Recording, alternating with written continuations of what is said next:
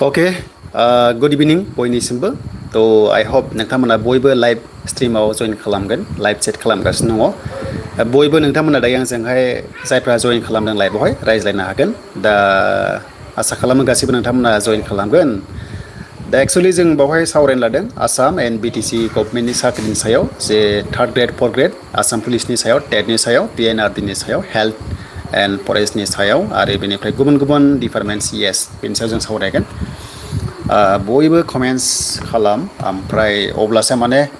interest जागोन आरो रायज्लायनोबो आरो नङाब्ला उनावहायसो कमेन्ट खालामनानै बेसेबां सोर साबैजोंनो रिप्लाइ हरनो जायोना थ' नोंथांमोना लाइभआवहाय डिसकासन खालामनो हागोन आरो दा गुड इभिनिं बयनिसिमबो जायफ्रानोखि जइन खालामबाय बयबो कमेन्ट्स खालामो दाबाव दा आरो बबेनिफ्राय नायदों कमेन्ट्स खालाम अके स' बहानिफ्राय नायदों कमेन्ट्स खालाम अब्ला साबसिन जायो दा अके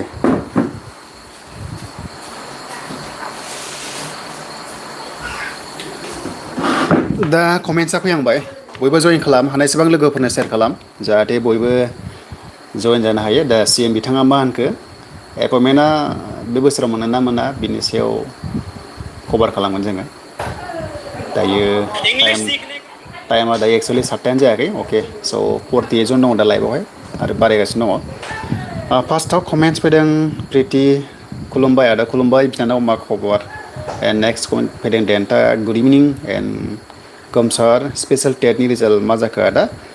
खबर फैथ'वाखै दा बावैनो फैसिगोन सेप्तेम्बर जानाय लोगो लोगो बिनिफ्राय गसाइगाव फैनायदों आदसा देन बेनिफ्राय मृणाल गुड इभिनिं फंबाय अके दंला आं गोसोआव दङ एन्ड दानसोर आं क'क्राझार नायदों एन्ड बेनिफ्राय पिंकि गुड इभिनिं ब्रादार गुड इभिनिं सिस्टार रिदाव मा होनदों आदा मा बुंनाय बायदि बे आरो आसाम पुलिसनि फिजिकेला जाला नामा आं बेनि कन्टेन्टआव थांगासिनो दं दे आं जास्ट नायग्रोनो सोर सोर फैदों लाइभआवहाय प्रितिया बुंदों वेस्ट बेंगल बर्डारनिफ्राय आदा आदसा वेस्ट बेंगल बर्डारनिफ्राय ना आदसा रायमना साइडनि नामा ना सराइ बिल साइडनि देन बेनिफ्राय Rahul good evening and Kamal scholarship second इयारा माला फैगोन आपडेट गैथ'आ दे बेनि सायाव स्कलारशिपआ एन्ड रिजर्ट खुलुमबाय एन्ड रिनियार दैमारि बुंदों BTC रिटेन एग्जामा माला बेनि सायाव जों सावरायगोन अके रुपालि रामपल बिल आदसा एन्ड स्पेशल स्पेशल टेटनि काट अफ आदसा बिदिनो काट अफ थाथ'आ दायो हा जास्ट क्वालिफाइड जाग्रोनांगोन बिनि उनावसो काट अफ थागोन ফৰেষ্ট গাৰ্ডনি এক্সাম কেতিয়া হ'ব মই কৈ আছোঁ অলপ পিছত কৈ আছোঁ ঠিক আছে চবেই এতিয়া জইন কৰিব আহি বুলি দিয়ক চবকে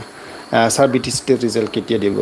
ঠিক আছে এইখিনি চাইছিলোঁ মই আচ্ছা GT PGT কেতিয়া দিব ঠিক আছে এইখিনি আমি চব আলোচনা কৰি যাম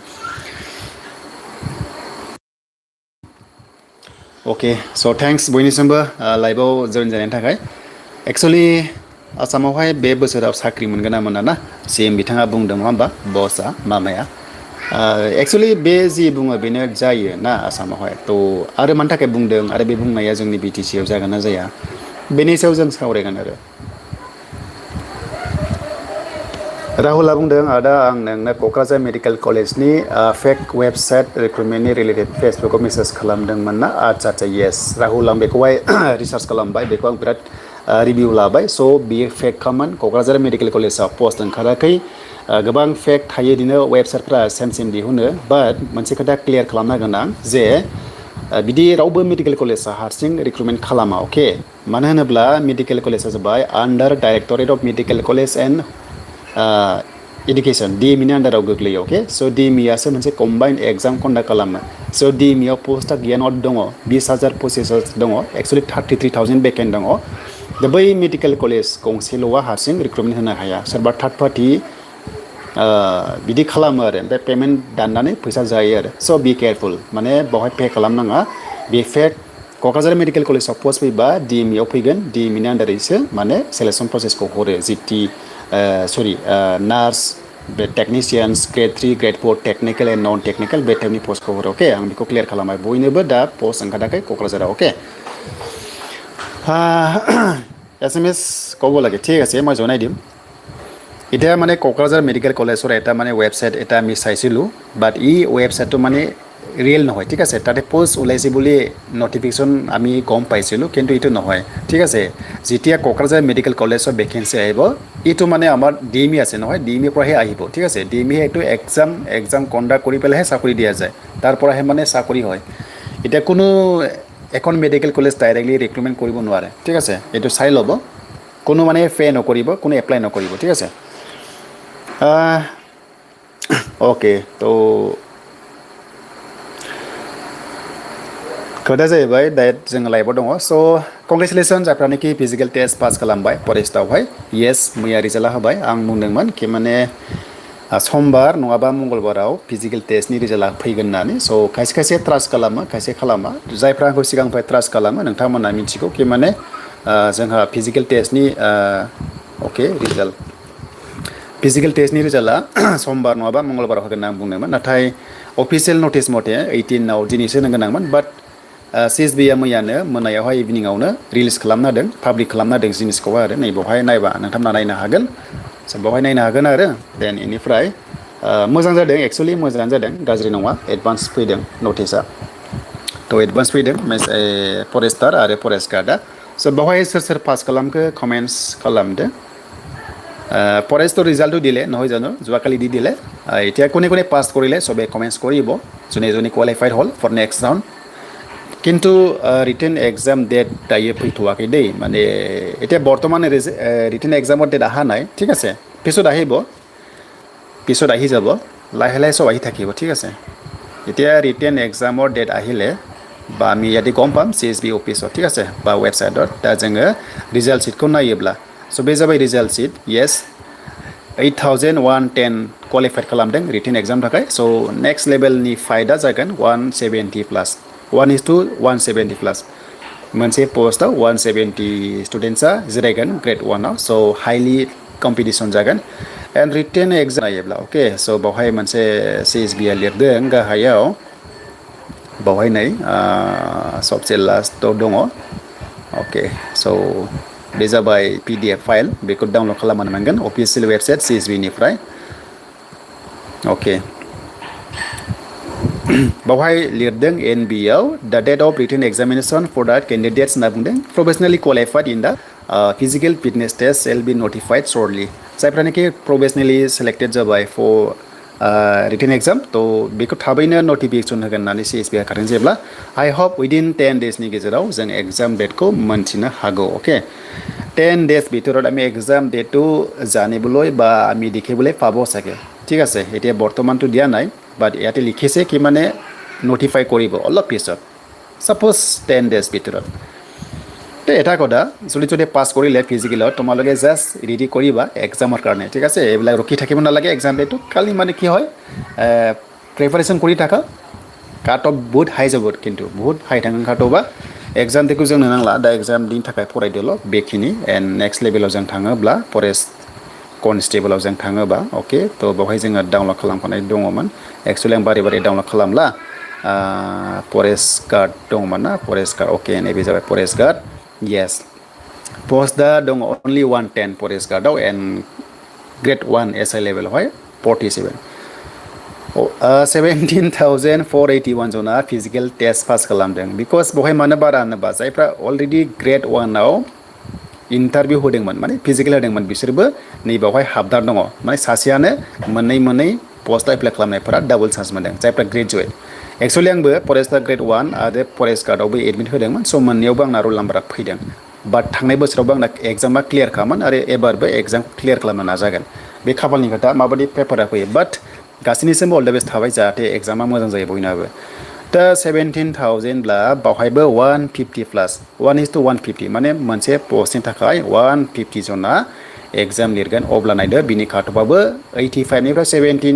85 निफ्राय 90 नि गेजेराव थायोबा आं सानो बाइबा टेस्टखौ होनो मोनगोन आरो तो बावहायबो गाहायाव लिरदों स' गाहायावहाय लिरदों नै बावहाय नैबे जाबाय माखासे कपि हरो बिदि कपि टु अनारेबल चिफ थाबाय बा CSB थाबाय भाइस चेयारमेन थाबाय अनेक उमुक थुमुक थाबाय नै बेवहाय बिसोरबो लिरदों कि माने रिटेन एग्जामखौ नटिफाइ खालामगोन उनावहाय अके तो कमेन्ट्सखौ आङो लासै कमेन्ट्सआ प्राय सिमिलार कमेन्ट ना बिनि सायाव आं रिप्लाइ होगोन बाट दायो जोङो फरेस्टखौ क्लियार खालामग्रोनो खारन लेटेस्ट ट्रेन्डिं बियो मैयासो रिजाल्ट आउट जाबाय ना एन्ड एग्जाम डेटआ सेम डेटआवनो जागोनखौ आं मोनथिदों माने सानडेआवनो जागोन ঠিক আছে এক্সামটো আমাৰ সানডে দিনতে হ'ব ঠিক আছে সানডে দিনত হ'ব কিন্তু এটা কথা এক্সামটো সেম ডেটতে হ'ব লাগে বুলি বা হ'ব পাৰে বুলি আমি গম পাইছোঁ বা হ'ব লাগে বুলি আমি গম পাইছোঁ যে মৰ্নিং এণ্ড আফটাৰনুন শিফ্ট থাকিব একে দিনতে মানে হ'ব एखे दिनावनो जागोन सानडे ओमफ्राय डेट फिक्स जायाखै दा कलेज लेभेलाव आं खबर लादों कलेज लेभेलावहाय दासिमबो सेन्टारखौ बुकिं खालामाखै एग्जाम जानोबा कलेज लेभेलाव सेन्टार बा स्कुल लेभेलाव सेन्टार बुकिं खालामो खारन आंनि कलिग्सफोर माने आंनि सेम मेट बा सेम क्लासमेटफोरा लेक्सारार मावगासिनो दङथ' स' बिथांमोनावहाय आङो सोंदों आंनो फन हरदों बा दाखालि एसे इनभिजिलेटरनि थाखाय एसे खबर लादों होननाय खोनादों खिन्थु एग्जाम डेट फिक्स जायाखैनो माने इनभिजिलेटरखौ नांगौ जायो नालाय इनचार्ज नांगौ जायो नालाय एग्जाम कन्डाक्ट खालामबा स' बेखौ सोंहरदों जाहैदों सिएसबिनिफ्राय बाट दासिमबो डेट फिक्स हराखै जाहैदों आरो आंनि लेक्सारार लोगोफ्रा खोन्थादों खिन्थु एग्जामा हम डिस्ट्रिक्टआव जागोन येस 100% हम डिस्ट्रिक्टआव जागोन अके अके स' दा नों आगोलनि एग्जाम क्वालिफाइ जानाया मा प्रिपेरेसन खालामनायमोन इजि माने ओरै आरो कमन जिके नाया इसेबां गोरा दरखार गैया जुदि स्मार्ट टाइपनि फरायब्ला ना कमन जिके नाय इसेबां डिपलि थांनो गोनांथि गैया बहुद गोथौआव थांनो गोनांथि गैया कनसेप्ट क्लियार जा अके कनसेप्ट क्लियार जाबानो माने एक्सुअलि एमसिकिउ टाइप फरायबा बारा क्लियार जाया कनसेप्ट क्लियार जानांगोन हा आंनि माने बे आंनि टिप्सआ कनसेप्ट क्लियार जा हा जेरै हमना ला आहम किंडम जास्ट एग्जाम्पल आहमा माब्ला फैनाय सोर फैग्रोनाय बिदि डाइरेक्टबो जानाय नङा ए टु जेड फरायनांगोन माने लेखा बायना फरायदो जेनेबा 1256आव फैदोंलायनो एग्जाम्पल एन्ड फार्स्ट किं वाज सुकाफानि फुल फर्मआ मा बेखौ मोनथिनांगोन आरो सुकाफाया फैनानै मा खालामफैदों बहा फैग्रोदों सराइदेवआव फैग्रोदों ना बहा फैग्रोदों बे टाइपनि आरो ना कनसेप्ट क्लियारबाथाय येस 100% जि कुइसन दाना माने बे लेभेलाव नोङो हागोन आरो आं जास्ट आइडियाल' होबाय माने कनसेप्ट क्लियार जा थिउरि फराय मेनलि थिउरि फरायोब्ला येस 100% साक्सेस जानाय चान्स थायो खिन्थु एमसिकिउ टाइपनि फरायबाय थाबा फैफ्लांबासो फैबाय फैयाबाथ' गैला ना दा ओंखायनो थिउरि फरायबा आं बेखौ थांनाय बाराव फल' खालामदोंमोन दाबो खालामगासिनो दङ बि टाइपनि स' आइ हप नोंथांमोना क्लियार जाबाय आरो आइ हप नोंथांमोना एग्जामखौ क्लियार खालामनो हागोन खिन्थु एग्जामखौथ' मोजां बयबो लिरो बाट काटअफआसो सहायाना बे मोनसे इसु बे फरेस्टआव थांबाय दा जोङो सिएसबिआव थांफिनसै अके दा एग्जामा मथा मथि 20 सेप्टेम्बर सिगां चान्स दङ 20 सेप्टेम्बर सिगां चान्स दङ ओमफ्राय 20 अक्ट'बर सिगां एपइन्टमेन्ट लेटारा चान्स दङ दा मामाया बुंदों 2027आवसो आसामाव एपइन्टमेन्टखौ होगोन होननानै दा अब्ला बिटिसिआव मा जागोन बेखौ जों बिराद टेनसन बा हयथ' मोनथिनो लुबैदों नङा होमबा जे बे बोसोरावहाय जों साख्रि मोनगोन ना मोना नाय काउन्सिला आलदा काउन्सिला गावहानो मोनसे प्लान पलिसि खालामनो हायो हा जोंनाव गासै 6 सिडिउल काउन्सिल मोनबेसे दङ होनोब्ला सोर मिथिगौ इन्टारभिउ सोङो दै खिन्थु बाइबा टेस्टआव जे नोंथांमोननि जायगायाव खैथा दङ सोर मिथिगौ काउन्सिल एन्ड बेनिफ्राय 6 सिडिउल थायोना काउन्सिल आलदा लाइक बिकेडब्लिउसि थाबाय राभा हाजं अट'नमास काउन्सिल थाबाय ना बिदि थायोना मिसिं अट'नमास काउन्सिल थाबाय खिन्थु 6 सिडिउल काउन्सिला खैथा दं बेखौ येस सोंगोन बाइबा टेस्टआव गेरेन्टिका हाउ मेनि 6 सिडिउल्स देयर इन आसाम होनोब्ला नोंथांमोना मा होनगोन बेखौ जों मिथिनांगौ आं दा काउन्सिलजोंहाय बेनिफ्राय आसामजों कम्पेयार खालामना बुंदों आसामावथ' येस 100% 2027आवसो एपइन्टमेन्टखौ मोनगोन जानो हागौ रिक्रुटमेन्टआ ओंखारनो हागौ एग्जामफ्रा जानो हागौ बाट खिन्थु एपइन्टमेन्ट लेटारा 2027आवसो मोनगोन अनलि फर आसाम स्टेट आं मोनसे मक टेस्ट सोंदोंमोन ना बेसेबां काउन्सिल दङ जोंनियाव 6 सिडिउला दै अनलि 6 सिडिउलखौ बुंदां 6 सिडिउला बेसेबां काउन्सिल दङ सोर मिथिगौ mock test live mock test previous year काट अफआ मिथिला दे आंना प्रिभियास इयारावहाय 87 मोनदोंमोन थ' फैदोंमोन रेटिना क्लियार जादों 87ल'मोन बाट फाइनालाव बेसेबां थांगोन मिथिला खिन्थु एबारा पस्ट खम ना 90 लानांगोन अके स' 90 लानांगोन थांनाय बाराव आंना अनलि 87 मोन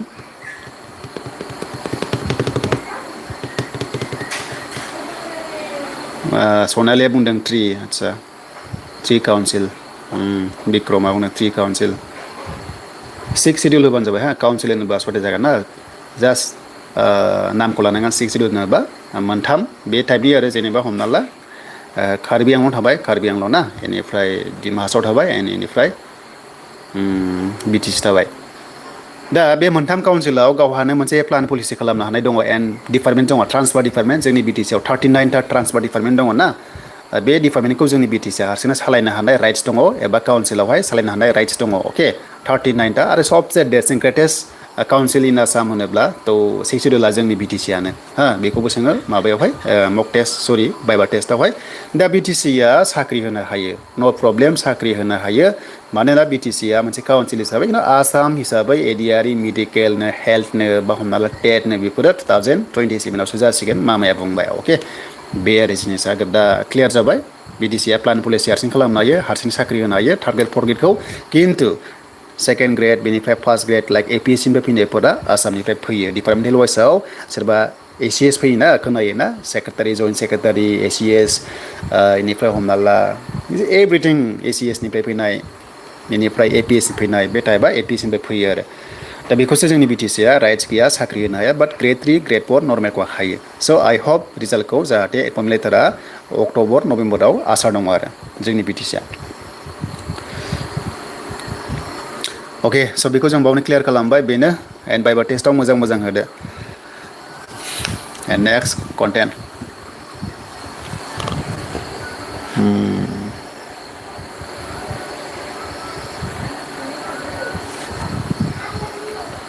कमेन्टआ सिगांनि गोबां सोंदों ना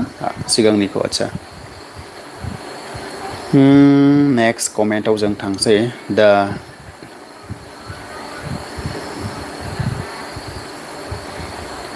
आदसा रियेलि अग्निवीरा आदसा आं बेखौ एसे नायगोन दे फंबाय बाबु बेखौ नायगोन अग्निवीरखौ हा आर्मिनिखौ आं लासै लासै खोन्थागोन दा जोङो नेक्स्टआव होनोबा ग्रेड 3 आदसा ग्रेड 3 एन्ड ग्रेड 4 प्रिभियास वाला ग्रेड 3 ग्रेड 4 बहुत कमेन्ट्स फैदों ना आदसा आदसा लाइभआवहाय मानसिफ्रा माने खम जादों कुइसना सेम टु सेम फैगासिनो दङ ना बाट गोबाव थाना जागोन आं लाइभखौ जेबो नङा बयबो नायगोन लासै लासै बे भिडिअ'आव थागोन सान मा होनदों सान डाबल एस आदा नों सिरियासलि दाबो फरायगासिनो ना एक्सुवेलि आं बारा गोबाव फराया बाट जि फरायोना माने सिगांनि एक्सपिरियेन्स टाइपजों फरायनाय जायो एपइन्टमेन्टआ दाहालागै मोनब्रै मोनबाय आं माखासेखौ आरो लायै दंबावो बाट गासैबो कन्ट्रेक्चुवेल जेनेबा खिन्थु गभर्नमेन्टआनो सेन्ट्रेल गभर्नमेन्ट स्टेट गभर्नमेन्ट खिन्थु बाइबा टेस्टखौ गिनाय गैला जोंनाव दा जास्ट एग्जाम क्लियार जानांगौ ठीक আছে ग्रेड 3 होनोब्ला थांनाय बारनि ग्रेड 3 ग्रेड 4 दानो प्रसेसा जानाय नङा ঠিক আছে মই এছএমএছত বুজাই দিম ঠিক আছে মই কৈছোঁ মানে ফৰেষ্টাৰ বা ফৰেষ্ট গাৰ্ডত এক্সাম ডেট এতিয়ালৈকে অহা নাই আহিলে মানে লাষ্ট উইক অগষ্ট নহ'লে ছেপ্টেম্বৰ ছেকেণ্ড উইক আহিব লাগে ঠিক আছে 6 তাৰিখ ছেপ্টেম্বৰ নহ'ব এক্সাম নহ'ব কাৰণ 6 তাৰিখৰ আমাৰ চি টেট এক্সাম আছে এইচএছ লেভেল এণ্ড ডিগ্ৰী লেভেলত হা চি টেট এক্সাম আছে তাৰ কাৰণে 6 ছেপ্টেম্বৰত নহ'ব হ'লে লাষ্ট উইক অগষ্টত 13 নহ'লে 20 আগষ্ট নহ'লে 13 তাৰিখ ছেপ্টেম্বৰ হ'ব লাগে তাৰপিছত মই কৈছোঁ কি মানে অসমৰ কাৰণে এপইণ্টমেণ্টটো নহ'ব 2027হে হ'ব 2026ৰ এপইণ্টমেণ্ট নহ'ব বুলি মামাই কৈ দিছে তো আমি গম পাওঁ যে বিটিচিয়ে তো বিটিচি নিজৰ ট্ৰান্সফাৰ ডিপাৰ্টমেণ্ট আছে তো বিটিচিয়ে চাকৰি দিব পাৰে কাউন্সিল হয় বিটিচি এটা কাউন্সিল হয় চ' বিটিচিটো মানে একচুৱেলি প্ৰব্লেম নহ'ব চাগে ঠিক আছে চান্স আছে আমাৰ এই অক্টোবৰ নৱেম্বৰত এপইণ্টমেণ্ট পোৱা ঠিক আছে ফৰেষ্টাৰত বা ফৰেষ্ট গাৰ্ডত সেইখিনি ক'লোঁ एन्ड ग्रेड 3 ग्रेड 4 जों सावरायबा ग्रेड 3 ग्रेड 4 सावरायबा थांनाय बारनि पेन्डिङा स' बियो जाथ'नाय नङा मानो होनबा दा सिएसबिआ बिजि सिएसबिआ दायो फरेस्टनि थाखाय खामानि मावगासिनो दङथ' যোৱাবাৰ যে গ্ৰেড 3 গ্ৰেড 4 হৈছিলে ৰিটেন এক্সামিনেশ্যন হৈছিলে বা ৰিটেন হোৱাৰ পিছত যিকেইটা ৰোল নাম্বাৰ্ছ আহিছিলে ন বাইবা টেষ্টৰ কাৰণে আৰু 4 গ্ৰেড বেলেগতো বাইবা হৈছিলে হৈ গ'ল একচুৱেলি কমপ্লিটেড এণ্ড এইচএছ লেভেলো মানে এক্সাম হৈছে কিন্তু ৰিজাল্টটো অহা নাছিলে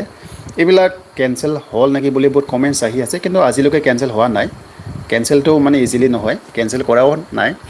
কিছুমান ক'ব পাৰি যে কেঞ্চেল হৈছে বুলি কিন্তু কেঞ্চেল হোৱা নাই ঠিক আছে কেঞ্চেল হ'লেহেঁতেন ইয়াতে আহিলেওহেঁতেন নটিফিকেশ্যন বাট অহা নাই কিছুমানে কমেণ্টছ লিখিছে কেঞ্চেল হৈছে দেখিছোঁ নটিফিকেশ্যন কিন্তু এইবিলাক সঁচা নে মিছা মই নাজানো কিন্তু যেতিয়ালৈকে অফিচিয়েল নটিফিকেশ্যন নাহে তেতিয়ালৈকে আমি বিশ্বাস কৰিব নোৱাৰিম ঠিক আছে বাট কেঞ্চেলটো হোৱা নাই কেঞ্চেল কৰাও মানে ইমান ইজি নহয় কাৰণ বৰ্ডাৰলেণ্ড ইউনিভাৰ্চিটিয়ে এক্সাম কণ্ডাক্ট কৰিছিলে কেঞ্চেল হ'লে কিবা এটা ৰিজন থাকিব লাগিব কিন্তু কেঞ্চেল হ'লে বহুত দুখলগীয়া বা दुखु गोनां बाथ्रा बाट इसेबां डिपलि बिदि थांनाय नङा बाट रिभिउ भेरिफिकेसनावथ' जाखागोन अभियासलि जागोन केन्सेला जायाखै आरो दासिम अके এইখিনি মই কৈ দিলোঁ SMS-ত নহ'লে মানে এই চেম কমেণ্টছ আহি আছে যে কেঞ্চেল হৈছে নেকি কেঞ্চেলটো হোৱা নাই ঠিক আছে আজিলৈকে হোৱা নাই যোৱাকালি মিটিং হৈছিলে ন আমি গম পাইছোঁ যে ষ্টেট লেভেলত মিটিং হৈছিলে BTC এণ্ড ষ্টেটৰ মাজত এটা মিটিং হৈছিলে তাত অলপ আলোচনা কৰিছে চাগে আৰু ৰিভিউ মিটিং হৈছিলে লগে লগে BTCৰ যিটো ফৰেষ্টৰ ৰিজাল্টটো দি দিলে ন बेनो आरो माखासे रिभिउ जादों मैया डिपार्टमेन्टेल वाइसआव BTCआव 39 डिपार्टमेन्ट्स दङ ट्रान्सपोर्ट डिपार्टमेन्ट बिनि बागै मैया रिभिउ जादों स्टेटआव CM-जोंहाय थ' साख्रिनि खोथाखौ अभियासलि बिथांमोना रायज्लायदों जानांगौ आरो अके दा ग्रेड 3 ग्रेड 4 निउ भेकेन्सिया फैगोन ना फैया येस फैगोन 100% पस्ट फैगोन BTC যোনটো এতিয়া বৰ্তমান সবে কৈ আছে যে মানে গ্ৰেড 3 গ্ৰেড 4 ভেকেন্সি নিউলি আহিব নেকি येस আহিব টেনশ্যন নাই আহি যাব কিন্তু কোনটো ডিপাৰ্টমেণ্ট আহিব এইটোৱে মেইন কথা जाहैबाय मा डिपार्टमेन्ट्सआव फैगोन চাওক তোমালোকে চাওক যে যোৱাবাৰ কি ডিপাৰ্টমেণ্টছৰ মানে পোষ্ট অহা নাছিলে আমাৰ 39টা ডিপাৰ্টমেণ্টছ আছিলে টোটেল BTC আণ্ডাৰত ন এই 39টা ডিপাৰ্টমেণ্টছৰ সবেতে অহা নাছিলে লাষ্ট বাৰ जेरावबोथ' पोस्टआ फैयाखैमोन येस फैयाखै दायो फैनाय चान्सआ दं वाटार रिसोर्सआव थार्ड ग्रेड फोर्थ ग्रेड थायो लाइक खालासि थाबाय फोर्थ ग्रेड थाबाय अफिस पिएन थाबाय जुनियर एसिस्टेन्ट थाबाय सेक्सन एसिस्टेन्ट थाबाय खालासि बे टाइपनि एकाउन्टेन्ट एक्चुअलि एकाउन्टेन्टबो थानो हागौ वाटार रिसोर्सआव पोस्ट एभेलेबल दङ लाइक 100 प्लास थानो हागौ अल BTC आरो नेक्स्ट फैयोबा एक्साइज कन्स्टेबल सरि जिखुनु जाया एक्साइजआव थाबाय PHE public health engineering department बेयाव फैयाखै बेयाव थागोन एन्ड स्पर्ट्सआव थागोन ना स्पर्ट्सआव थांनाय बारावथ' PI फैदोंमोन ना फिजिकेल इन्सट्राक्टर फैदोंमोन एन्ड बेनिफ्राय फैदोंमोन जोंहा ओरैहाय SDPO साब डिभिजनेल स्पर्ट्स अफिसार दङमोन कचार दङमोन बे हाइ लेभेल डिप्ल'मेटिकआ फैदों बाट नर्मेल ग्रेड 3 ग्रेड 4 फैयाखैमोन स' बे फैगोन येस फैगोन एन्ड बेनिफ्राय PNRD येस BTC-नावबो PNRD डिपार्टमेन्ट दङ स' PNRD-आव फैगोन एन्ड बेनिफ्राय मा थाबावखो ओरैहाय आं मा होनखो एक्साइज थाबाय स्पर्ट्स थाबाय PNRD थाबाय वाटार रिसोर्स थाबाय PHE थाबाय এই मोनबा पाँचटा ডিপাৰ্টমেণ্টত অফিচিয়েল নটিফিকেশ্যন অহা চান্স আছে থাৰ্ড গ্ৰেড ফ'ৰ্থ গ্ৰেড কাৰণে ঠিক আছে এইকেইটা যোৱাবাৰ ইনক্লুড নাছিলে যেতিয়া ডাইৰেক্ট ৰিক্ৰুটমেণ্ট হৈছিলে BTC-ৰ আণ্ডাৰত গ্ৰেড 3 গ্ৰেড 4-ত दा खोथाया जाहैबाय एडुकेशन एग्रिकालचार बेनिफ्राय ओरैहाय PWD sericulture handloom INPR legal मेट्रलजि ना तो बेफोरावहाय थांनाय बारावहाय फिसारिफ्राव फैनाया जुदि एबार फैयोब्ला सानदोंखि माने थांनाय बारना गैला किन्तु केन्सेल जायगौ माने बे सेम डिपार्टमेन्टआव पस्टखौ होनो हाया बेखिनि आरो अके स' नेक्स्ट बेखिनिया फैनाय चान्सआ दं BTC-आव ग्रेड 3 ग्रेड 4-आ नैबे सेप्टेम्बर अक्ट'बराव आरो किन्तु एपइन्टमेन्टआ बे बोसोराव मोनखायो 100% नेक्स्ट इयारावसो मोनगोन बुजि पाले न सबे মই যিখিনি ক'লো বুজি পাইছে চাগে PNRD-आव ब्लकआव पस्ट दङ लाइक पियन दङ बेनिफ्राय जुनियर एसिस्टेन्ट दङ एक्सटेनसन अफिसार थानायनि खोथा दंमोन जे बे एक्सटेनसन अफिसारखौहाय खालामनायनि खोथा दंमोन फिल्ड अफिसार खालामनाय खोथा दंमोन बे फिल्डआनो एक्सटेनसन अफिसार जुनियर एसिस्टेन्ट पस्टआथ' गैया जोंनि ब्लकआव उदालगुरियावथ' गैया पियन दङ पस्ट दङ चौकीदार दङ पस्ट एभेलेबल दङ किन्तु GPC GRS कम्पिउटार एसिस्टेन्ट इफोरा गासैबो आसामा कन्डाक्ट खालामगोन स' बेखायनो दा आसामावहाय PNRD पस्टआ 1508 पस्टआ दङ आरो बे सर्टिंआ जाजोब्बाय डिपार्टमेन्टनिफ्राय मिथिदों सर्टिंआ जाजोब्बाय मात्र एग्जाम कन्डाक्ट खालामनांसिगौ आरो बे एग्जाम कन्डाक्ट खालामिया दा फ्लाड जादों आसाम स्टेटआव आपार आसामाव थ' बेनि थाखाय खालामाखै बिथांमोना फरायनो मोनाखै बा खस्थ' दङ न' गैया दा बेखायनो PNRD-नि एग्जामा जाथ'वाखै अके PNRD-नि एग्जामा सेप्टेम्बर अक्ट'बराव जागोन आसाम स्टेटना आरो BTC-आ दा ब्लक लेभेलाव गोबांथार माने प्रग्रेसा जायाना स्टाफ खमनि थाखायनो बेखायनो स्टाफ नांगौ जादों आरो बेखौ गभर्नमेन्टआव बिगासिनो दङ आरो BTC-आवहाय पार्टस ब्लक्स माखासे पार्टस ब्लक खालामनांगौ दङ फिसा फिसा ब्लक बोखावसिगोन BTC-फोरखौहाय सोसनसिगोन दानख'सिगोन दा बेखौ बानायनोब्ला स्टाफ नांगौ बै स्टाफआ फुल प्लेजेड जाबासो बे BCDC-खौहाय दानख'नो आरो सोसननो हायो आरो ओंखायनो बे एग्जामा थाब जागोन किन्तु मोनसे खोथा डिग्रियाव जायफ्रानोखि 50% गैया बिसोरो सर्टलिस्ट खालामनाय जायासै बिसोरखौहाय डिसक्वालिफाइड जाबाय माने गाइडलाइन्सआ 50%-आ डिग्रियाव नांखागौमोन बे पस्टआव आरो एन्ड सेलारिया 15,000-निफ्राय बारायलांबाय थागोन दा रिसेन्टलि कारेन्टलि मावबाय थानायफ्रा 25-28 गाहाम मोनगासिनो दङ स' बिदिनो बारायलांबाय थायो ब्लक लेभेलनिया एभ्रि इयार बारायगोन PNRD-आ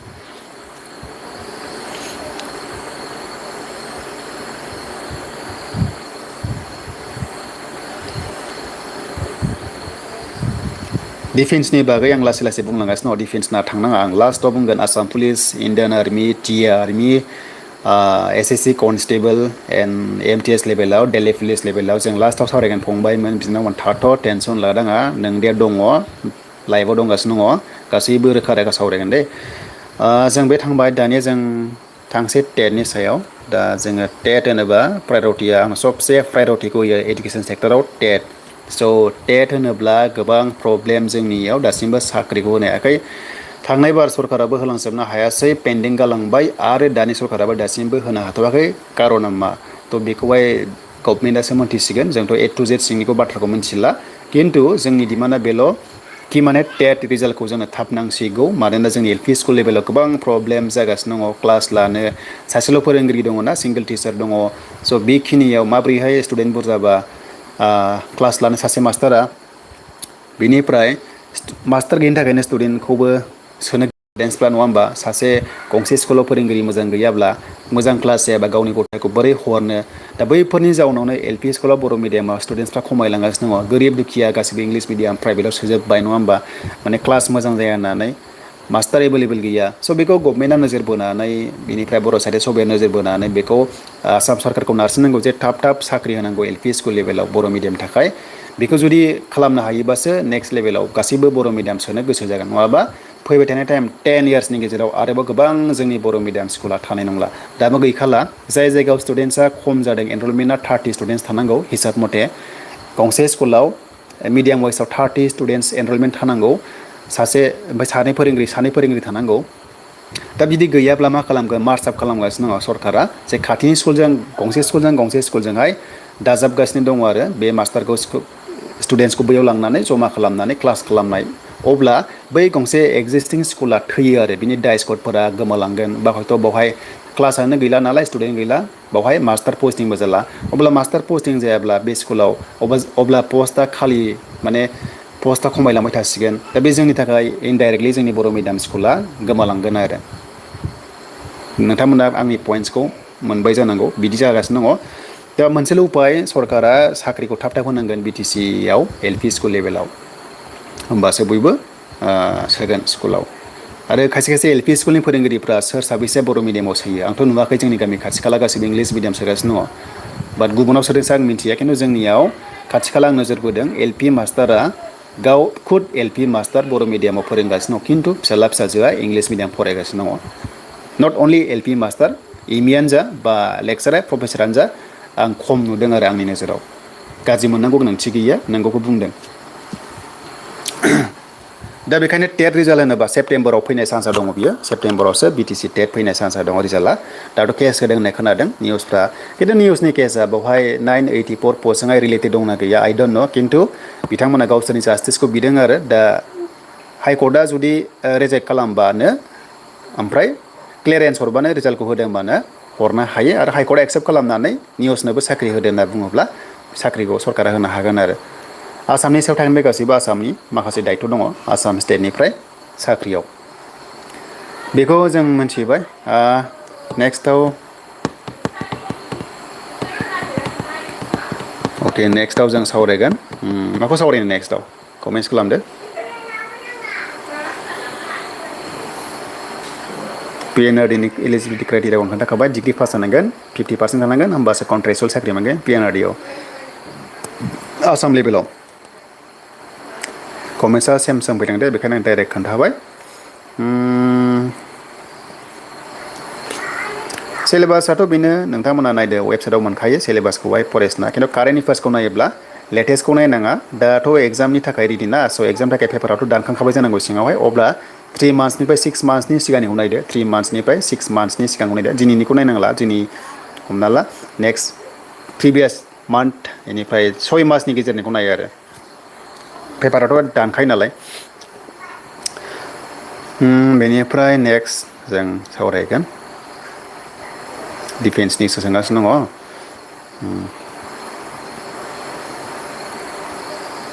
अके जों आसामाव दंमोन ना आसामाव जों दंमोन अके दायो जों दङ लाइभ भिडिअ दंगासिनो दङ नोंथांमोना लाइभ नायगासिनो दङ बड'लेण्ड इनफ'आव बड'लेण्ड इनफ'खौ नोंथांमोना माब्लानिफ्राय नायो कमेन्ट खालामसाय बेसे गोबाव जाखो आंनि फल' खालामनाया जों सावरायगोन दे DME सावरायगोन हेल्थआव DME सावरायगोन टेटआव सावरायगोन आसाम स्पेसियेल टेट बर' मिडियाम बेखौ सावरायगोन आसाम पुलिस सावरायगोन दं गोबां कन्टेन्ट दङ जोंनि थांनाङा रावबो दा मोनसे कुइसन नोंथांमोना बड' जब इनफ'खौ माब्लानिफ्राय नायनाय बेसे गोबाव जाखो चेनेला आंना 7 इयार्स 8 इयार्स जाबाय लकडाउननि सिगांनिफ्रायनो ओरैनोथ' लकडाउनाव बांसिन खामानि मावदों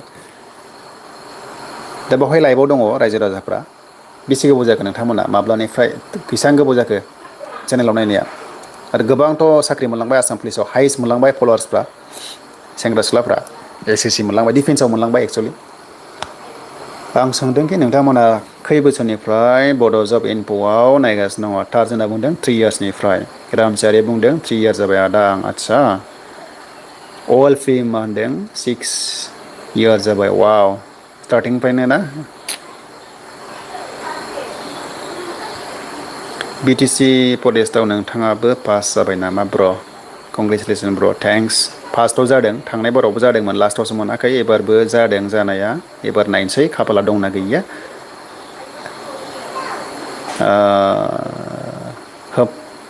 होबथाग्रा 3 इयार्स जाबाय बारबाय आदसा इउबा होनदों 2020निफ्राय येस थेंक इउ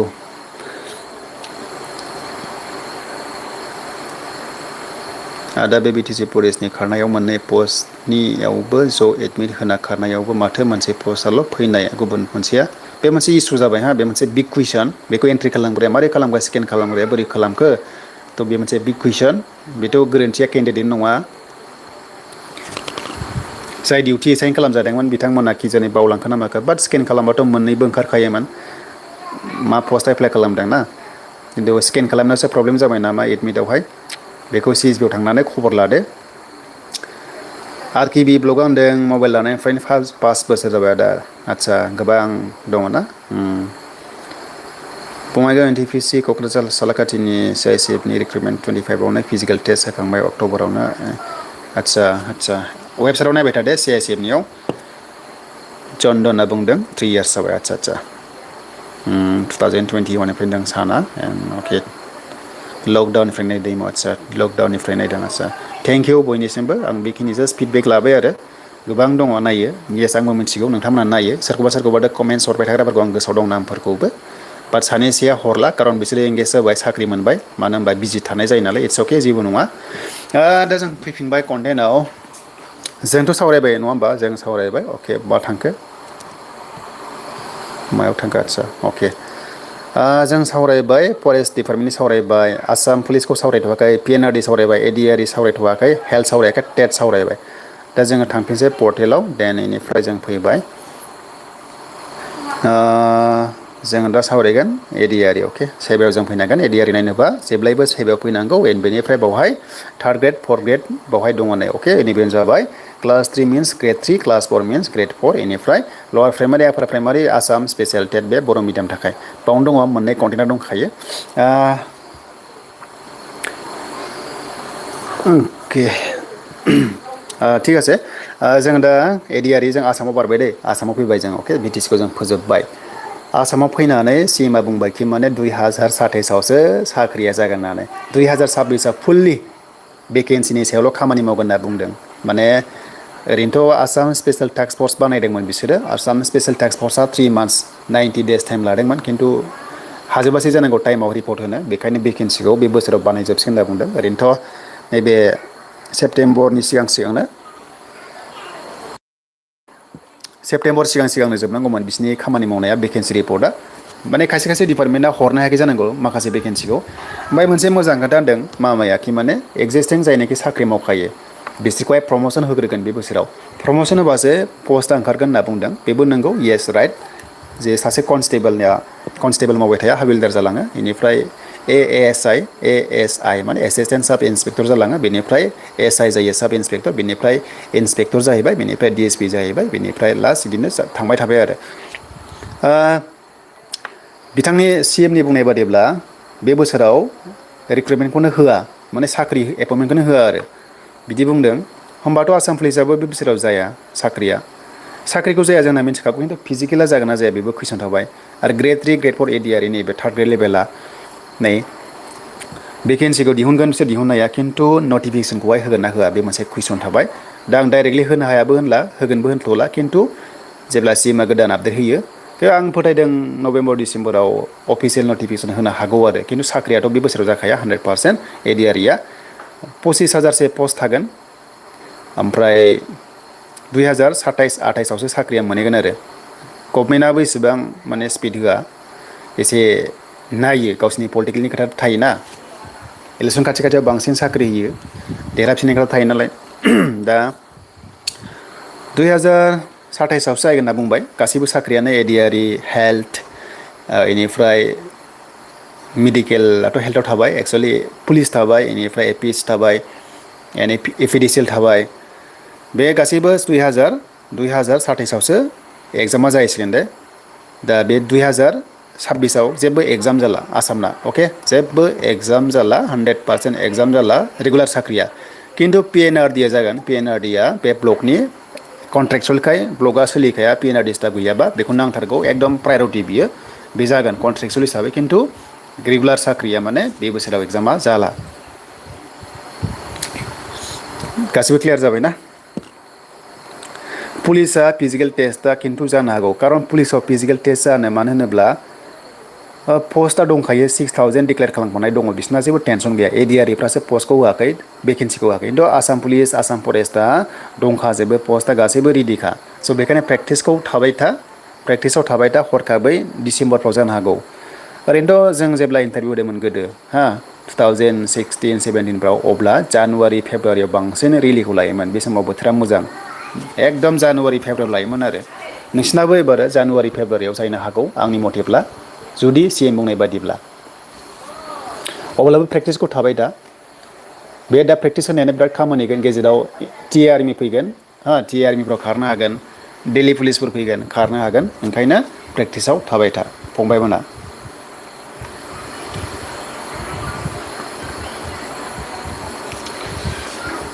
आदा आं सोंनाय फिननाय नांगौ मा सोंदोंमोन खोन्थाफिनसै इन्टारभिउआ लेट जासिगोन फंबायमोन आसाम पुलिस हान्जा ग्रेड 3 ग्रेड 4 जा आसाम स्टेटना खिन्थु 2027आव 100% सिएमआ बुंबाय आरो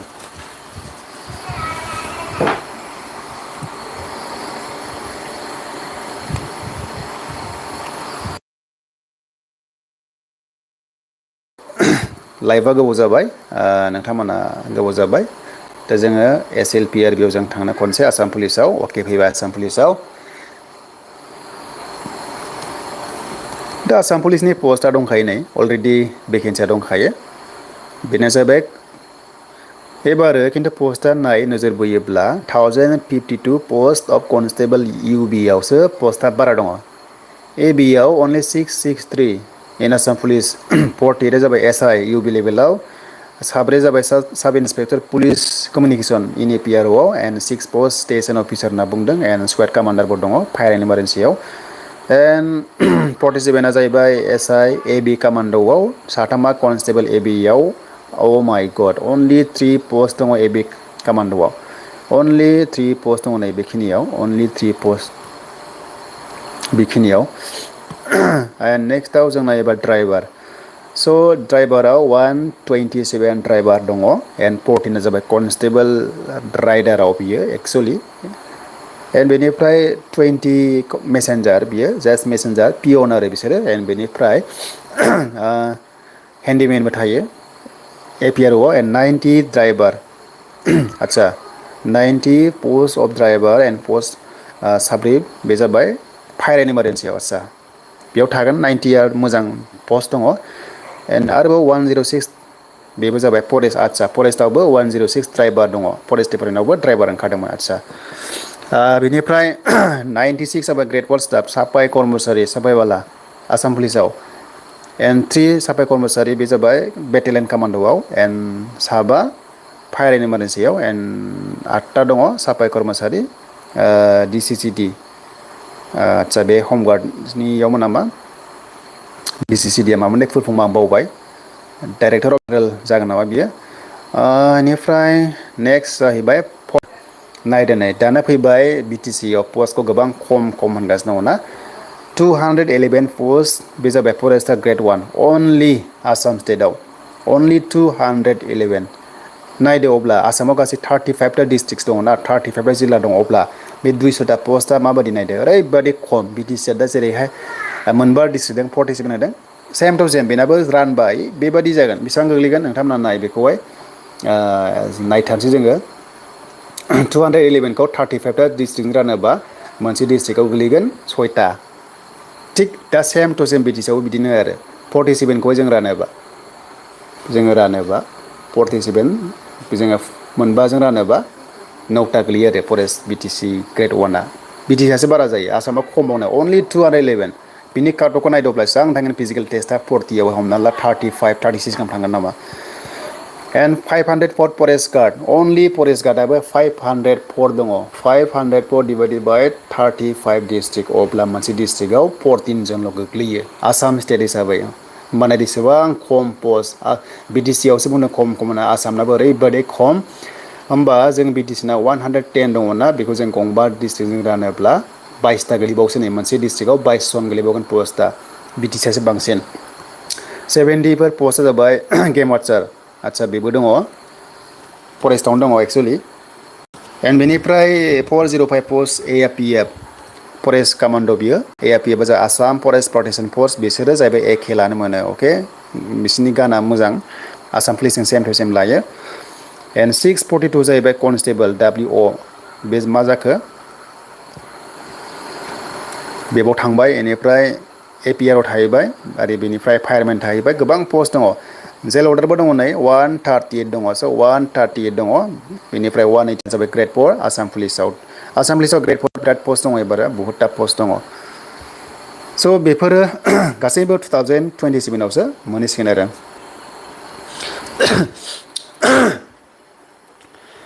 आरोखि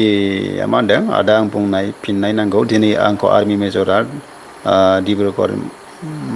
महानबारियाव थांनो लेंहरदोंमोन बियो प्रसेसा माबायदि जागौमोन पार्मानेन्ट जब जागौमोन ना 6 मान्थनिल' आरो 6 मान्थनिल'बा माबायदि जागौमोन बेखौथ' आं मिथिला नोंखौ मा बुंदों नोंजोंहाय माबायदि एग्रिमेन्ट जादों खिन्थु उन सिगां साननानै रिभिउ खालामनानै बिदि जानला मोनला थांजाया मानि थाखाय मा गासैबो मोनसे गाइडलाइन्स थायो मोनसे नटिफिकेसन थायो बेखौ सों नोंखौ मानि थाखाय लेंहरदों बिदिथ' पार्सनेल बिदि लेंहरनायखौ आं नुफेराखै खोनाफेराखै जुदि इन्टारभिउ जादोंबा आलदा खोथा खिन्थु नोंखौ मानो थाखाय लांदों नों मोजाङै सानना नाय फंबाय अके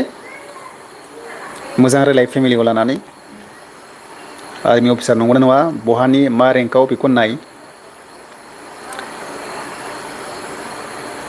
मिस्टार होबथाग्रा नार्जारि आंना बिटिसि फरेस्टनि फिजिकेल खारनायजों आसुगुर थैबाय ब्र सेम कन्डिसन आंनाबो आसुगुरा पार्पल कालार जाना थैबाय मोनसे जुथा गाननानै थाबायनाया एक्सुवेलि जेनाखि आंनि फलोवार्सफोर जेब्ला आं 11 तारिखआव खारहैदोंमोन बिटिसि फरेस्टआव ओरैबायदि मटिभेट जादों बयबो आरो आंबो मोजां मोनदों फंबाय बिनानाव मोजाङै खारफानानै मानोना गोबां सिनायनाय लोगो मोनदों 11 तारिखआव जायफोर दङमोन लामा लामा दै चक्लेट जमा जमा जालांदों रेडबुल लोंदों नङा होमबा आरो आं बायना होदों एक्सुवेलि मोजां मोनदों माने आंखौ नुनानै आदा बयबो माने रायदावदों आरो आंजों समान समान थाबायफादों खारफादों आरो आंबो मोजां मोनदों बिसोरबो आंखौ माने खारफानानै मोजां मोनदों 10 घन्टायाव हादों आङो एक्सुवेलि 10 घन्टायाव दा मोजां मोनदों आरो ना सिनायनायजों जमा जमा थाबायलांनानै माला मोनहैखो पात्ता मोनाखै माने एकदम बावो आरो जमा जमा थाङोबा येस लामा लामा मोजां रायज्लायलांबाय मोजां बाथ्रा सावरायलांबाय थाबायलांबाय खारलांबाय मोजां जादों येस बुहुत मोजां मोनसे आंनि थाखाय माने मेमरि जाबाय बियो मेमरि जानानै थाबाय साख्रि मोननाय मोननि उननि खोथा खिन्थु बे फिजिकेल टेस्टआव लामा लामा जमा खारनाय जमा रायज्लायनाय सेंग्रा सिख्ला जमा जमा थाबायलांनाया येस आंनि थाखाय बुहुत मोनसे मेमरि थाबाय बियो थ' आइ हप उनावहाय लोगो मोनलायबावथों बेबादिनो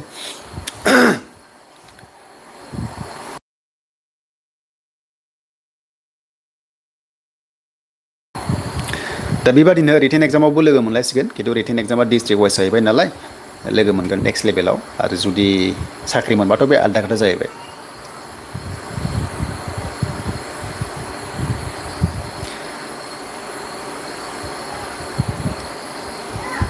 कन्ट्रेक्सुवेल साख्रि ओंखारथ'वाखै दायो ओंखारबा होगोन आं हमगार्डनि पस्ट फैगोन खिन्थु फैथ'वाखै दे टि आर्मिनि आपडेट गैथ'वा दे आं खोन्थागोन नायनानै डिटेल्सखौ नायगोन दे एन्ड बेनिफ्राय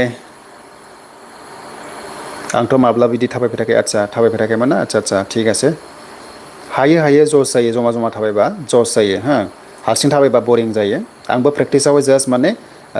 बेसेबां थाबायदों आङो सैद' 14 आप डाउन माने 14-15 केमल' आङो सप्तासेसो थाबायनाय जादोंमोन टाउनाव आरो हायो बयबो हायो जुदि जस जाबानो हायो दरखार गैया एसेबां 1 घन्टा 2 घन्टा हाबनो 4 घन्टा हादों आरामसे 3-4 घन्टानि गेजेराव हाबबानो हायो नाम्बार मार्क्स गैया बेवहाय फिजिकेल टेस्टआव खायसे माने बिदि अभार स्पिड खारना लानानैनो बा अभार थाबायनायावनो खायसे माने हायासै इन्जर जानानै थ' लासैबानो हायो जेबो प्रब्लेम गैया बाव मार्क्स गैया नालाय BTC ग्रेड 3 ग्रेड 4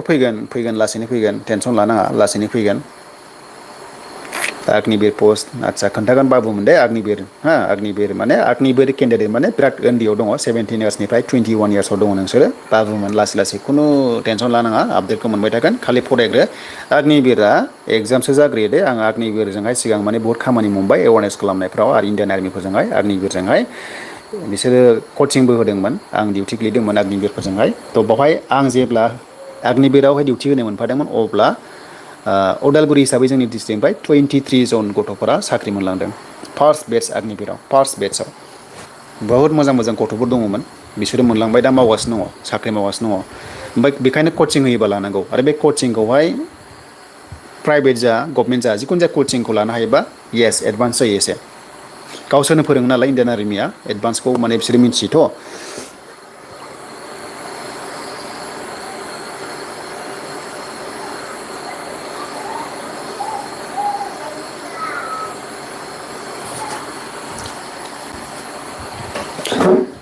दा बिसोर लास्टआव दुखुनि बाथ्राया थांनाय बारनि फरेस्टनि बेट्सआ सेलारि दासिमबो मोननो हायाखै फरेस्टना ओमफ्राय BTC सेक्रेटारिफ्राबो मोनाखै सेलारि दासिमबो मोनाखै गाबोन 19 फरेस्टनिया गाबोन 19आवहाय एपइन्टमेन्ट लेटारखौ मोनो थांनाय बाराव 19आव मोनदोंमोन गाबोन बिसिना साख्रिनि बार्थडे जाहैगोन आं एसे गोसोआव दं 19 मोनगोन 19 अगस्टआवहाय बिसोरो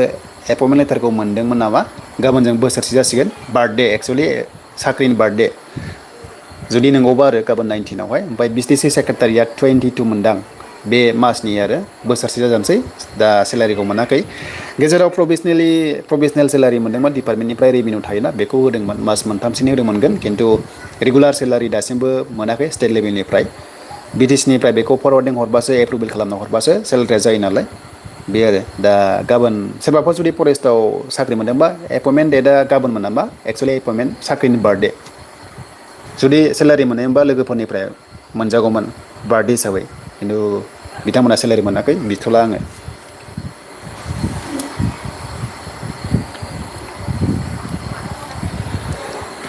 बेनोमोन दिनैनि लाइभ स्ट्रिमा मारै मोनखो लाइभआव थानानै जक खालामनांगौ नामा जक लास्टआव जक खालामनांगौ गोबाव जाबाय डायलग होया बांद्राय सिरियास थानाङा बांद्राय सिरियास थायोबा डिप्रेसन जायो स्ट्रेस जायो माइन्डआ स' एसे कमेडिबो खालामनांगौ माजे खिन्थु दा फरेस्टारफ्रा साख्रिया रेगुलार जायाखै नालाय इउनिफर्माव बारा रिल्स नुवाखैना नङाबा रिल्स सना थना अमुक जारौ हेन टेन रिल्स भिडिअ फैबाय थासिगौमोन दा लोगोफ्राबो रावबो आंना लोगोफ्रा साख्रि मोनदों खिन्थु रिल्सखौनो खालामाखै इउनिफर्मजों खालामाखै आरो नङाबा डार्लिं सना स्टरनि रिल्स खालाम हगारबाय थासिगौमोन दा सेलारि जाथ'वाखै नालाय एसे दुखुआव दङ बिथांमोना आइ होप सेलारिया थाबैनो जाथोंसै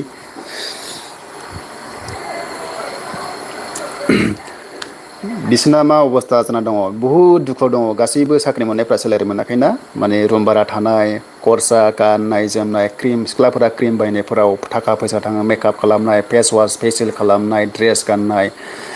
नेल पलिस बायदिसिना होनायफ्राव बुहुद फैसा थाङोथ' बेफोरो सेलारि मोनाबा माजोंहाय होनो स' गासैबो दुखुआव दङ हौवाफ्राबो ड्रेस बायनायनि खोथा दङ ना बायदिसिना बुहुद खरसा थायो जिम फिस सोरबा न'खरनि फिस फेमिलि फिस सिख्लाफोराबो फेमिलि थानाय हिनजावफ्रा फेमिलि थानाय सेलारि मोनाबा अभियासलि प्रब्लेमा जाखायो आरो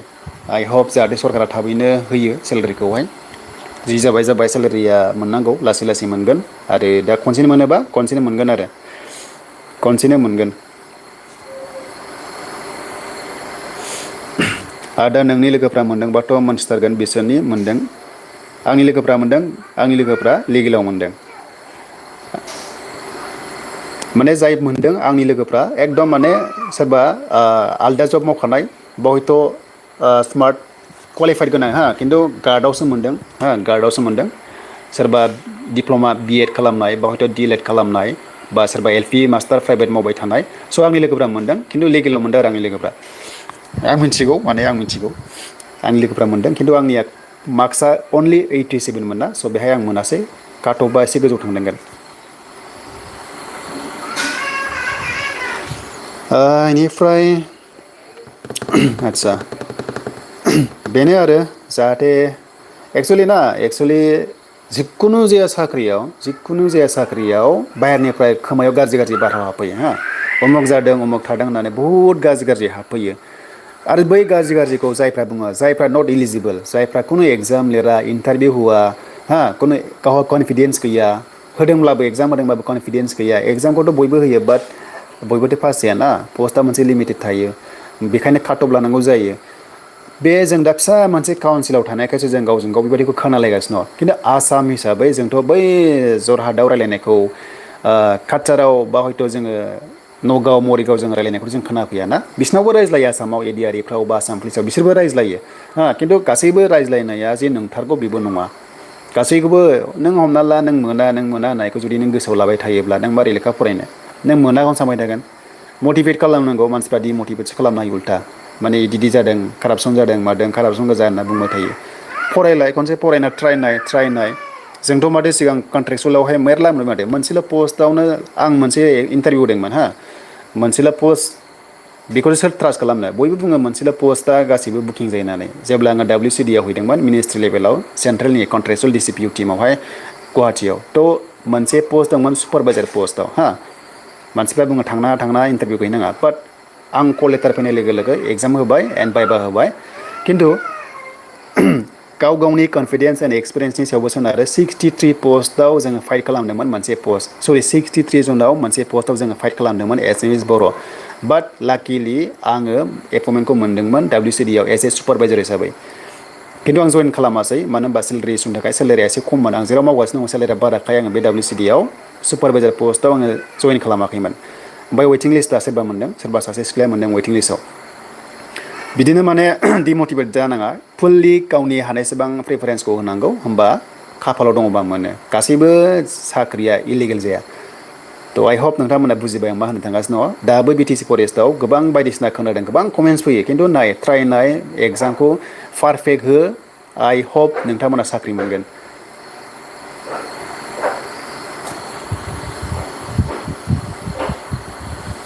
मोनसे कमेन्ट फैदों प्रिपेरेसनखौहाय नांगौबा गाव खालामबाय मा होनदों गावबा गाव खालामबाय था BTCआव मोनाबा स्टेट नङाबा सेन्ट्रेलाव मोनगोन येस बुहुत मोजां खोथा नोंनि फरायनाया माब्लाबाबो वेस्ट जाया येस वेस्ट अफ टाइम बिदि जायाना माने नोंनि ब्रेना माने जेसेबां नों लेखा फरायगोन इसेबां नों एक्टिभ थागोन आननेसेसारि खोथाफोरखौ नों गोसोखांनाय नङा आननेसेसारि खामानि मावनाय नङा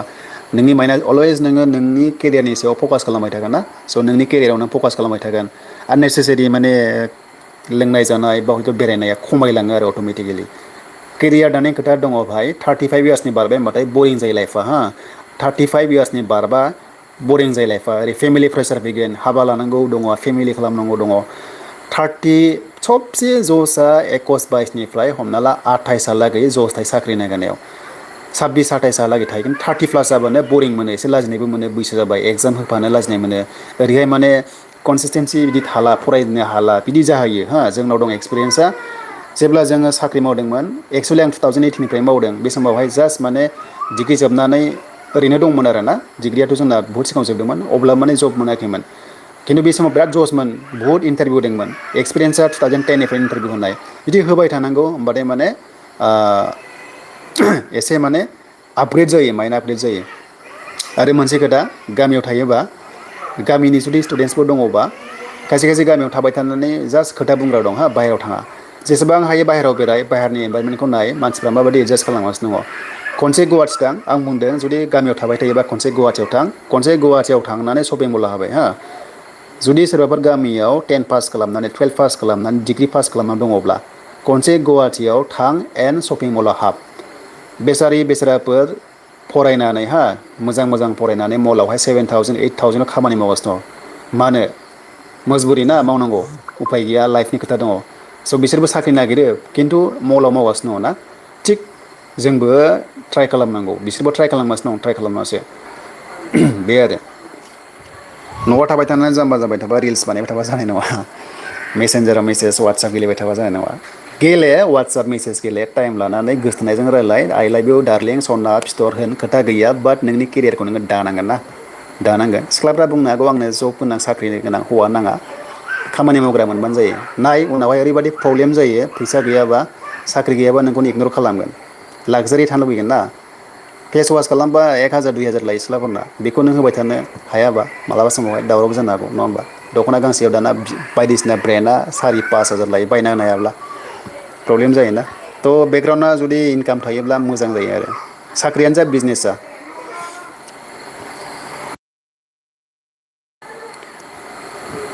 दाथ' नै फुजा फैगौ ना फुजायावहाय ड्रेस बिसिगोन गोसथोनायफोरा हा दख'ना नांसिगौ फुजायाव गाननो माजों होगोन दा इनकाम गैयाब्ला साख्रि गैयाब्ला बिजनेस गैयाब्ला खम जारला मोनाबा दाय जादो बेराय आं नोंजों फुजायाव होननानै बैसागु फैगोन दख'ना बिगोन मालाबा रेस्टुरेन्टाव लांनो बिगोन थांनो बिगोन बिदि आरो बे टाइपनि स' आइ हप नोंथांमोना बुजिबाय बांद्राय सिरियासबो थानाङा एसे जकबो खालामनांगौ बाट जकआबो पइन्टआव थानांगौ आरो गुड इभिनिं দাদা গুড ইভিনিং এছ এম এছৰ ক'বচোন এছ এম এছে কৈ আছোঁ মই আগতে ক'লোঁ কি মানে এতিয়া third grade fourth grade result অহা নাই কেঞ্চেলো হোৱা নাই ঠিক আছে তুমি বহুত কুৱেশ্যন কৰি আছিলে যে কেঞ্চেল হ'ল নেকি দাদা কেঞ্চেল হোৱা নাই ঠিক আছে ইমান টেনশ্যন নল'বা কেঞ্চেলটো কৰা নাই কেঞ্চেল কৰিলে এটা অফিচিয়েল নটিফিকেশ্যন জাৰি কৰিব ঠিক আছে अनजना नोंनि लाइफआवहाय जइन जाबा गोबां मटिभेसन मोनो आदा थेंक इउ नायबाय था शेयार खालाम खिन्थु मेकआपा खमाय दै सिख्लाफ्रा मेकआप खमाय ओरैबायदि सिख्ला दङ इन्सटाग्रामाव नुयो फेसबुकाव नुयो आङो हो इन्सटाग्रामाव नुयो फेसबुकाव नुयो ओरैबायदि सिख्लाबो दङ माखासे गासिबो नङा आरोना जिनिखि आंनि फ्रेन्ड लिस्टआव दङ ओरैबायदि मोजां नुयो फेसबुकाव इन्सटाग्रामाव मोनसेबो मोखां दागोआनो गैया गासैबो जोंखावजोबो मोदानो जेब्ला ओमफ्राय लाइफआव लोगो मोनो टाउनावहाय अब्ला लाजिनानै आंखौ नाया मा होनो उइदाउट मेकआपथ' माने मा होनगोन बेखौहाय मेकआपाव थाबाय थायो नालाय रिल्सफ्रावहाय खिन्थु टाउनाव फैबाथ' बांद्राय मेकआप खालामनो हायाना खिन्थु रिलाव नायोबाथाय सिनायनो नागिरलाया बिदिजों मारै जानांगौ जाखो बांद्राय मेकआप लाबाय थाबा मोखांफ्रा गाज्रि जागोन ना नानेखाफ्रा बाबाय थागोन नानेखाया थाब जानो नागिरो मोखांफ्रा जामख'यो बारा मेकआप लाना दे सिख्लाफोरा साक्सेसनि लामायाव थांग्रो आं जायखौ बुंदों माने जायफ्रानोखि बे लाइनाव दङ जब लाइनाव आरो आं बेखौ बुंदों खायसे बिजनेस दं थिगासे जेबो नङा माहाजोनफोर जेबो नङा बिसोरो आं जेनोखि सिस्टारमोनखौसो बुंदों माने बांद्राय रिल्स खालामबाय थानांगौ गोनांथि गैया खालामनाय जेबो नङा खिन्थु लेखा फरायनांगोन ना साख्रि नागिरनांगोन जाय आंनि चेनेलाव दङ बेखौसो बुंदों साख्रि नागिरग्राफोरखौ आं गासैबो बुङाखै खिन्थु नुयो इन्सटाग्रामफ्राव बिराद रिल्स खालामनाय बुहुद मोदानलायो लाइक खालामनो ना लाइभ रिएक्सन हरनो जालायलायो खिन्थु हरनोबो हाया मानसिफ्रा नायोना थ' बे आरो जिनिसा जब दिस इज जास्ट ए जब इनिफ्राय नेक्स्ट थांबाय नेक्स्ट कमेन्टआव फैबाय जोङो থাৰ্ড গ্ৰেড ৰিজাল্ট কেতিয়া দিব থাৰ্ড গ্ৰেড ৰিজাল্ট কেতিয়া দিব গম পোৱা নাই কিন্তু 2027 আহিব চবৰ এপইণ্টমেণ্ট লেটাৰ अरुणोदय साहायागा फैगोन लासैनो फैगोन अक्ट'बर नभेम्बराव अरुणोदया लन्च खालामो 4.0आ अक्ट'बर नभेम्बराव दे थांनाय बाराबो बे माने अक्ट'बर गान्धी जयन्तिनि उनावनो खालामो आरो अरुणोदयखौ नेक्स्ट बिटिआर एलपि इउपि बिटिआर एलपि इउपिनि जेबो आपडेट गैथ'वा एन आदा नोंनाव दाख्लि फरेस्ट ग्रेड 1आव मावग्रा बर' सिख्ला कमेन्ट खालामनाय नुदोंमोनलां नों जायगायाव बुंदों मिथिखाबाय आं बुंथ'ला एन बेनिफ्राय होबथाग्रा नार्जारि हा आं लेखा लाखाया ओंखायनो गार्लफ्रेन्डखौ दानो आदसा एन नोंनाथ' गभर्नमेन्ट जबसो नांगौनो आदसा एग्जामनि थाखाय कनसेप्टखौ क्लियार खालाम हा डाइरेक्ट माल्टिपल चइस टाइपनि कुइसनखौ नायनाङा आं मोनसे खोथानो बार्मान डाइनेस्टि ना बार्मान डाइनेस्टिया मा डाइरेक्ट सोंबा फाउन्डारा सोर बिदि सोंबाल' हागोन खिन्थु बार्मान डाइनेस्टिया माब्ला जादों सोर दङमोन बे कनसेप्टखौ नाय हा बे कनसेप्टखौ नाय बिदिखौ नायबानो जाबाय भास्कर बर्मना सोरमोन बहानिफ्राय फैदों सोरमोन बा कल्स डाइनेस्टि मामोन बेनिफ्राय आहम किंडमा माब्लानिफ्राय जागायनाय कसारि किंडम बे टाइपनि डाइरेक्ट नायो आरो बर'नि राजाया सोरमोन होनबा राजा एकदौल' होनबा जानाय नङा गासैखौबो कनसेप्ट क्लियार जानांगोन आरो बे टाइपनि साक्सेस जानो हायो बिदिबा बांसिन L P U P result কেতিয়া দিব গম পোৱা নাই ঠিক আছে ছেপ্টেম্বৰ মাহত লাষ্ট পালে চান্স আছে যোনে যোনে কুৱেশ্যন কৰি আছে L P U P September মোটামুটি ধৰক ছেপ্টেম্বৰ লাষ্ট উইক आकाश बाग्लारि उइदाउट मेकआप सोर सोर दं कम्पिटिसन खालामनो नामा उइदाउट मेकआप फैनाय टाउनावहाय सोर हागोन सिख्लाफोरा एल पि इउ पि बि टि आर आदसा बेखिनिखौल' মই सेप्टेम्बर लास्ट सप्तायाव आसा दङ माने गासैबो सर्टिं खालामजोब्बाय डिपार्टमेन्टआव खिन्थु 50% डिग्रियाव थाथारनांगोन गैयाबा जानाय नङा एडमिटआ गसिगोन एग्जाम सेन्टार फिक्स खालामाखै एग्जाम सेन्टार फिक्स खालामैनि गुबै जाहोना जाबाय फ्लाड जादों आसाम स्टेटआव इन चराइदेव बा हमना ला रिजरहाट मामोनलाय शिबसागर ना बे टाइपथिंहाय चराइदेव अनजालि दैमारि आंथ' दिनैसिम मेकआपखौनो होफेराखै आदसा हाउ इज पसिबल सोरबा फोथायगोन सिख्लाफोरखौ मेकआप लायालासिनो लाइफआव फैनाय इनिफ्राय नेक्स्ट टजित सूत्रधर কি ক'লে BTC গ্ৰেড 3 ৰিজাল্টৰ কথা কালি আলোচনা হোৱা নাই নেকি মই গম পোৱা নাই একচুৱেলি মই ইএমও নহয় ন MLA নহয় বিধায়ক নহয় হা CMO নহয় কিন্তু আলোচনাটো কৰিছে চাগে কেইবা এটা এনে যোৱা নাই नार्जारि आदा माथो जुजिबो मोनथारला मोनगोन फंबाय दैज' थानांगौ दैज' हम आननेसेसारि खोथाफोरखौ बाद हो आननेसेसारि खामानिखौ बाद हो फकास खालाम लाइफनि थाखाय लाइफ दानाय खोथा दङ बैसोआ जुदि 30 प्लास जायाखैबा दानो नाजाबाय था 30 प्लास जाबा बरिं जायो लाइफआ माखासे प्रेसार फैयो फेमिलि प्रेसार फैगोन नोंनि लाइफनि खोथा फैगोन हाबा जानाय हिन्जाव लानाय हिन्जावखौ आरो देलायग्राल' मोनथोंसै सप्तायै सप्ता जुदि मेकआप नांगौब्ला दख'ना नांगौब्ला ड्रेस सालबारनो माबा माबि नांगौबा सेन्देला बुहुत दाम लायो सेन्देलफोराबो 400-500 गाहाम लायो लिपस्टिक दाम लायोना बिदिखौ जुदि होबाय थानांगौबा थाखा फैसा गैयाबा प्रब्लेम जागोन ना लाइफआव ओंखायनो सेंग्रायावनो एसे माबायोबा बिदि आरो आराम जाहैयो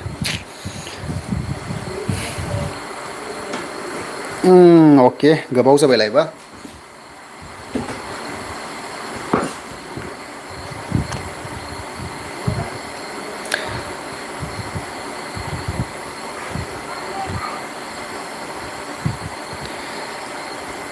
नेक्स्टआव फैबाय प्रिभियास इयार ग्रेड 3 ग्रेड 4 रिजाल्टआ मा जाखो आदा प्रिभियास इयार ग्रेड 3 बेखौनो आं खोन्थाखाबायना जेबो प्रसेस जाथ'वाखै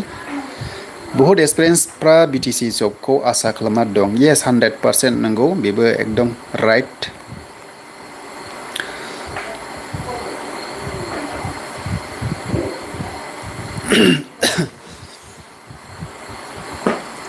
बेनोमोन दिनै स्ट्रिमा गोबाव जाबाय माखासे एदावनाय जाबाय गाज्रि दामोन थ' बांद्राय सिरियास खोथा रायज्लायबाबो माने बरिं मोनोथ' बेनो आरो दिनैनि लाइभ स्ट्रिमा नेक्स्टआव लोगो मोनबावगोन गाबोन भिडिअ नुगोन ओमफ्राय बेनो BTC फरेस्टनि रिजाल्टआथ' ओंखारबाय दा आंनाबो दङ नेक्स्टआव मा जायो एग्जामखौ गोसो होदो बयबो जायनो मोनो बिनि थाखाय मोजां खिन्थु फाइटआ हेभि जागोन गोरा जागोन काटअफआ 90 खाथियाव थानांगोन होमबासो आसा दङ बाट बेखिनियानो आरो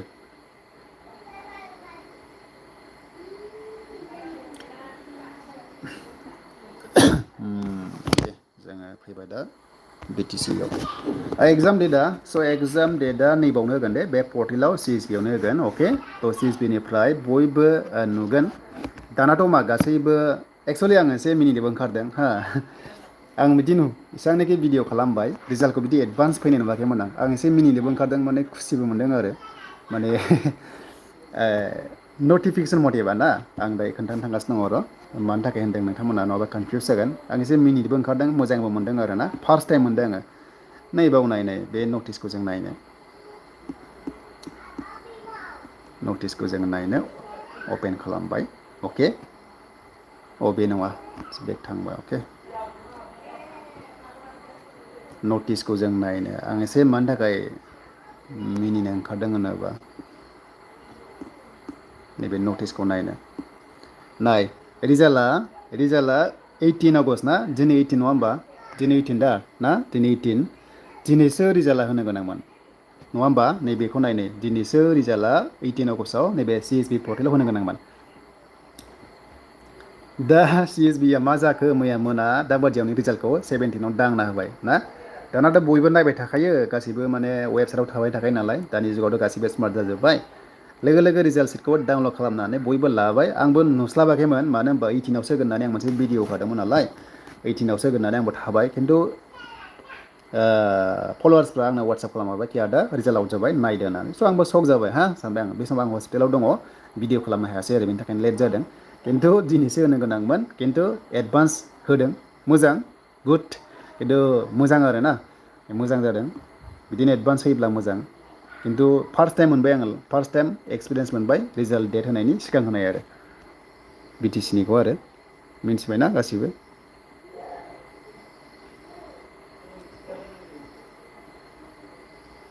बेखिनि नेक्स्टआवबो रिजाल्टआ बावनो फैगोन पर्टेलावनो फैगोन